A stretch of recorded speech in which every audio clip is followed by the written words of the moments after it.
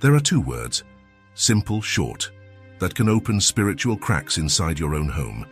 Words that seem completely harmless, that millions of people say every single day, without realizing, without suspecting, that, in the spiritual world, they carry an enormous weight. What if I told you there are two words, just two, that no Christian should ever speak inside their home? This isn't an exaggeration. It's not superstition. It's a deep spiritual warning, one that echoes through the tradition of the Church, through the lives of the saints, and through the teachings of Padre Pio, who understood better than almost anyone the invisible power that lives inside our words. Because what comes out of your mouth doesn't just disappear into the air. What you declare resonates in the spiritual world. And today, I need to share this with you, seriously, carefully, because this may be something you've never heard before, but once you hear it, you won't be able to ignore it. These two words, that so many Christians say without thinking, may be quietly closing the doors of blessing inside their own homes. Before we go any further, I want to invite you to do something simple but powerful. Type in the comments right now, "My home belongs to God." Do it with faith, because that declaration alone already begins to change the spiritual atmosphere around you. Stay until the end, because the second word is the one that will surprise you the most. It sounds almost innocent, but it carries a consequence that most people never see coming. Now, let's talk about something that most people overlook entirely. We live in a world that treats words as cheap, disposable. You say something in frustration, and 5 minutes later you've forgotten it ever left your lips. But here's what the Christian tradition has always known, and what Padre Pio returned to again and again throughout his entire life. The spiritual world does not forget. Think about the very beginning, Genesis. The first chapter of the entire human story. God did not build the world with his hands. He spoke it into existence.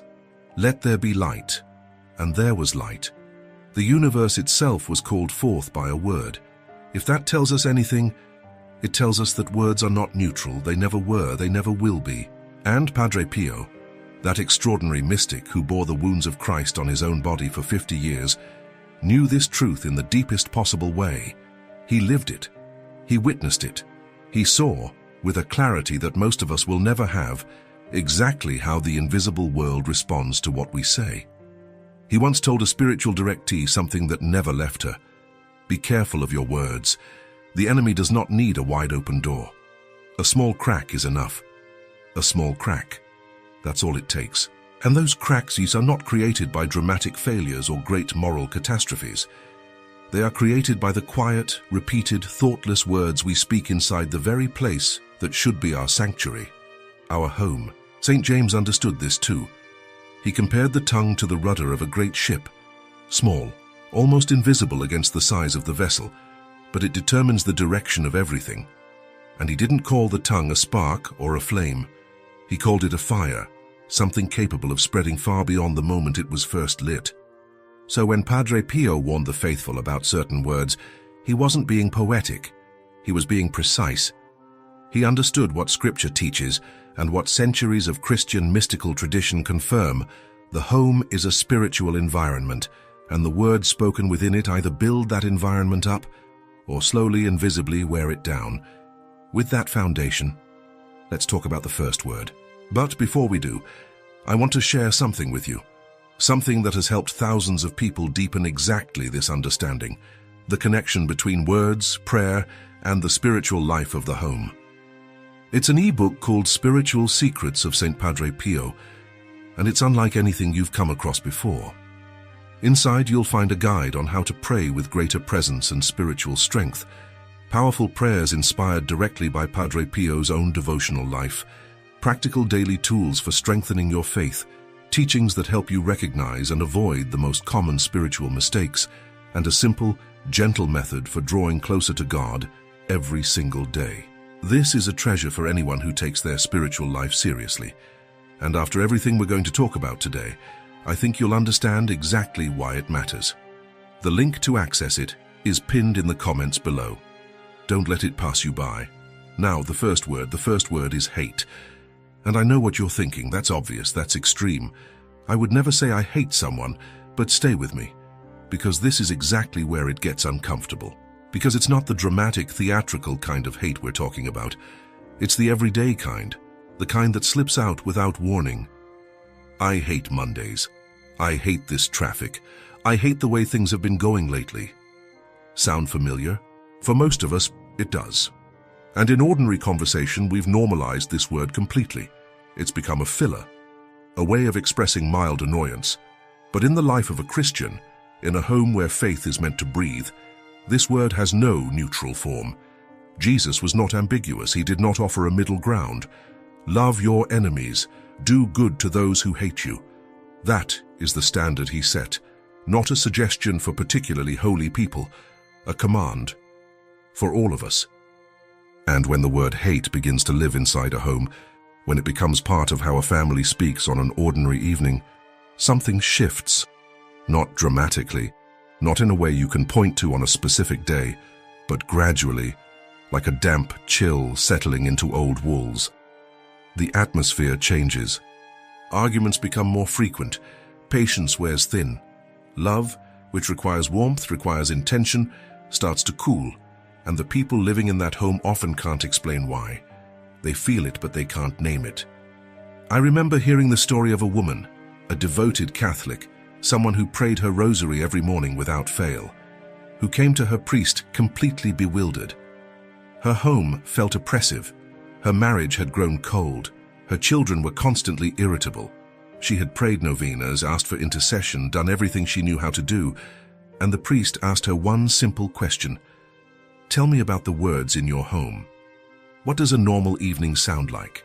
As she began to describe it, she realized the word hate was everywhere, in the small complaints, in the frustrated outbursts, in the way her teenagers talked about their days.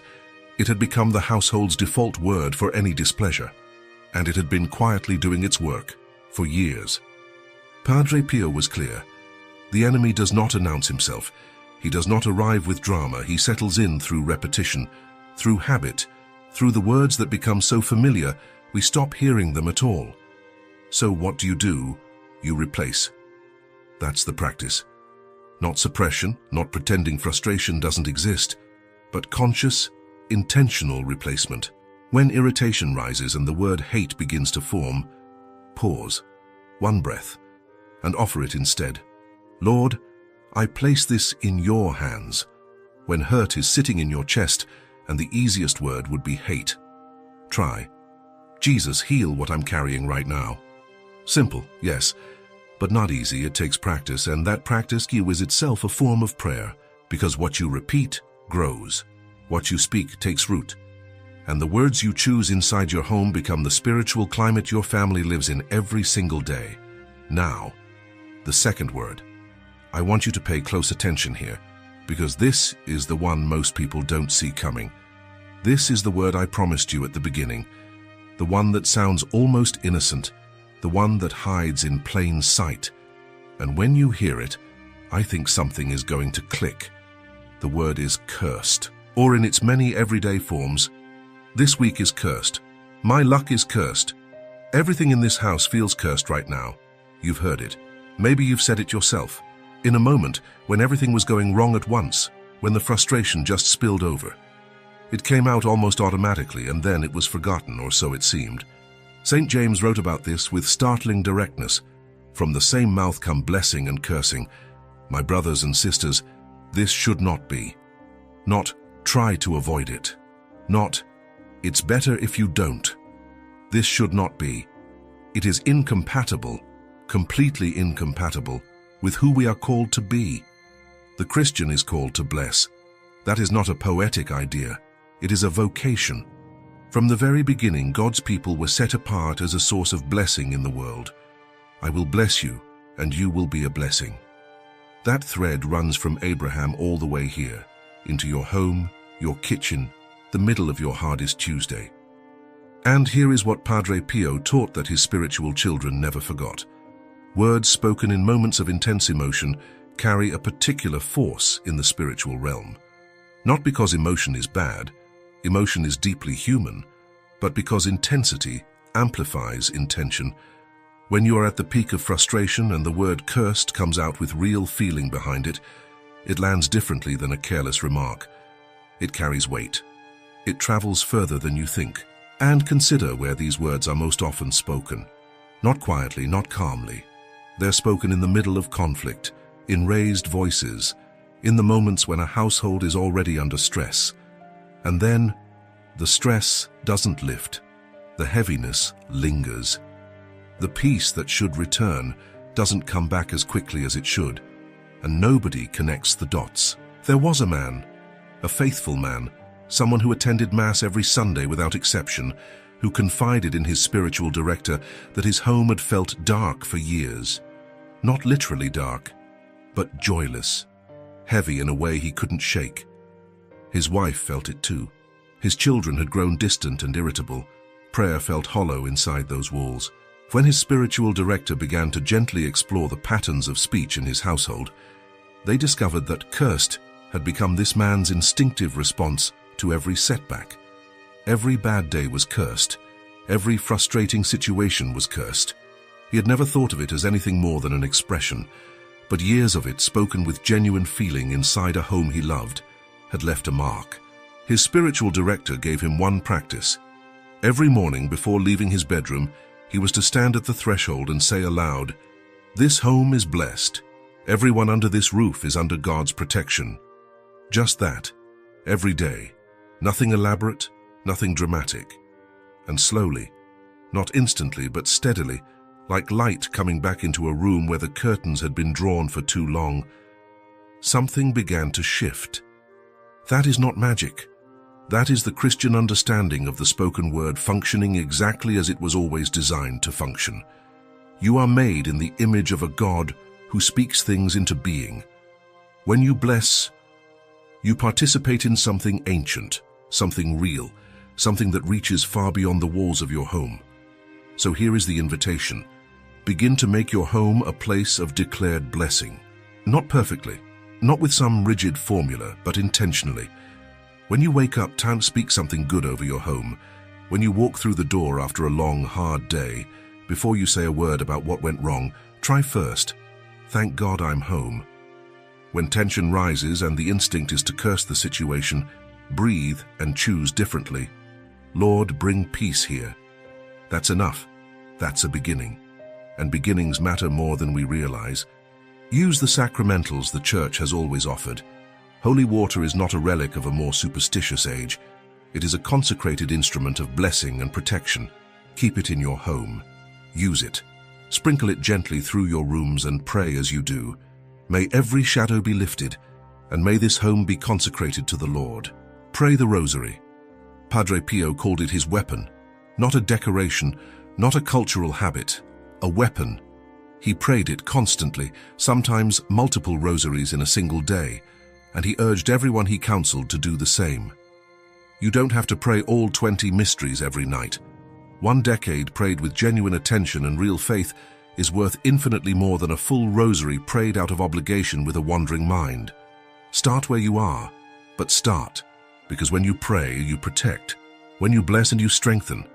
When you guard the words of your home, you are doing something that matters far beyond what any eye can see. So let me ask you one final question. Has either of these words found a home in your home?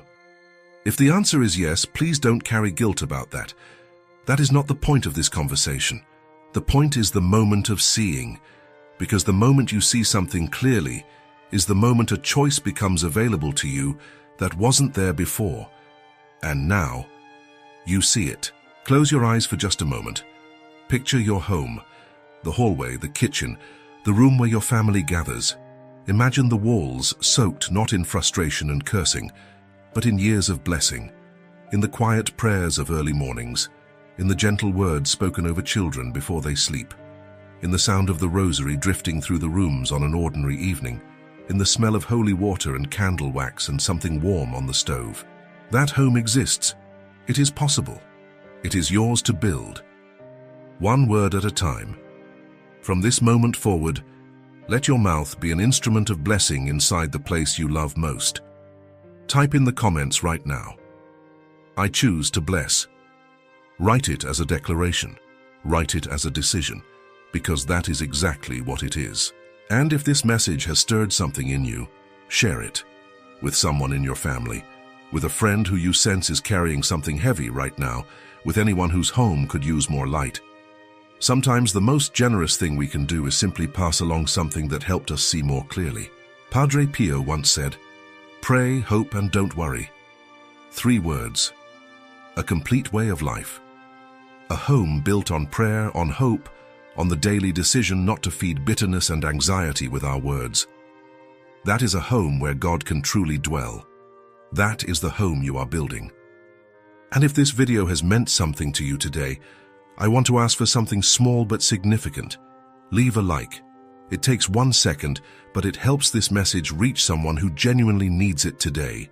Share it with someone you love. And if you haven't yet become part of this community, subscribe and turn on the notifications. We are building something here together. A community of faith, of prayer, of people who take the spiritual life seriously and hold one another up along the way. Your presence here is not accidental. You are meant to be here. May your home be filled with words that heal. May every hallway hold the echo of blessing. May every room carry the quiet, steady warmth of a family that chose, again and again on the easy days and the hard ones, to speak life. And may the peace of God guard your hearts, your lips, and every corner of the place you call home. Amen.